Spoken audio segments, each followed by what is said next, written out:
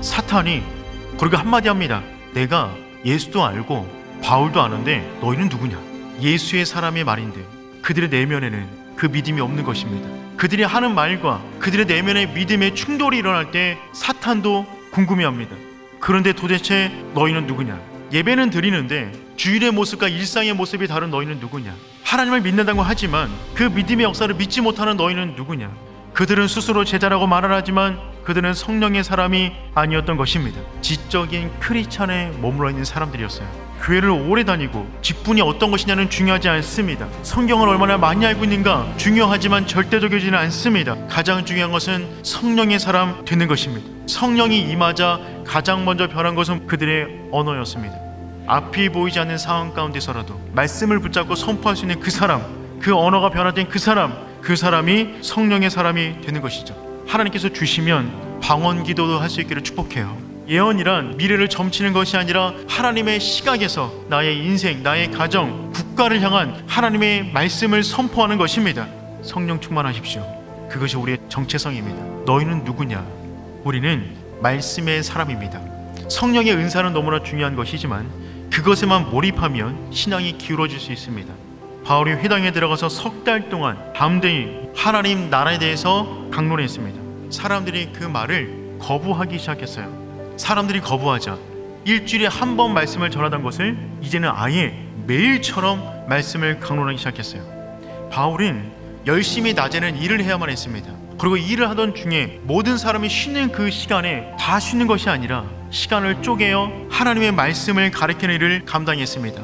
바울은 정말 말씀의 사람이었어요. 그리고 그는 그곳에서 만난 제자들에게 날마다 하나님의 말씀을 강론하였습니다. 그런데 여러분, 말씀의 사람이 된다는 것은 우리가 몸부림치며 말씀 앞에 머물러야 됩니다. 성령의 은사는 쏟아 부어지는 것이지만 말씀의 사람이 되기를 원한다면 말씀 앞에 무릎 꿇어 그 말씀을 진지하게 묵상하고 그 말씀을 살기 위한 몸부림이 우리 가운데 있어야 말씀의 사람이 된다는 것입니다. 하나님은 지금도 우리에게 말씀하시는데 그 말씀하시는 말씀을 나의 태도에 따라서 역풍으로 맞기도 하고 순풍으로 타기도 한다는 말입니다. 그분께서 말씀하시는 모든 말씀의 바람 가운데 내 인생을 함께 날려버리는 것입니다. 그분께서 말씀하신 지점으로 우리 인생을 끌고 가는 것이죠. 2해 동안 이같이 하니 성경은 2년간의 시간을 너무나 무덤덤하게 기록합니다. 아무 일도 아닌 것처럼 2년 동안 일상을 이렇게 살았던 바울, 날마다 말씀을 가르쳤는데 그는 에베소를 떠나지 않았어요. 그런데 아시아 지역에 있는 모든 사람들이 그 말씀을 들었답니다. 바울은 두란노 서원을 떠나지 않았으나 그가 가르친 말씀을 들은 사람들이 흩어져 그곳 가운데 하나님 나라를 전파하는 놀라운 일이 벌어지게 된 것입니다. 실제로 라오디게아 교회, 서머나 교회, 버가모, 두아디라, 사데, 빌라델비아 교회는 바울이 방문한 교회가 아니에요.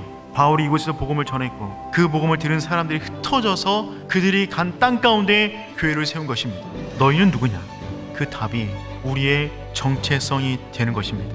우리는 성령의 사람입니다. 우리는 말씀의 사람입니다. 우리가 성령의 사람 되어 우리 입술이 변화되어 우리 입술에서 나오는 모든 말이 사람을 죽이는 말이 아니라 사람을 살리는 말이 되고 우리 가정을 망치는 말이 되는 것이 아니라 우리 가정 가운데 생명의 기운이 들어가는 그 복된 언어를 내뱉을 수 있는 저와 여러분 되기를 축복합니다.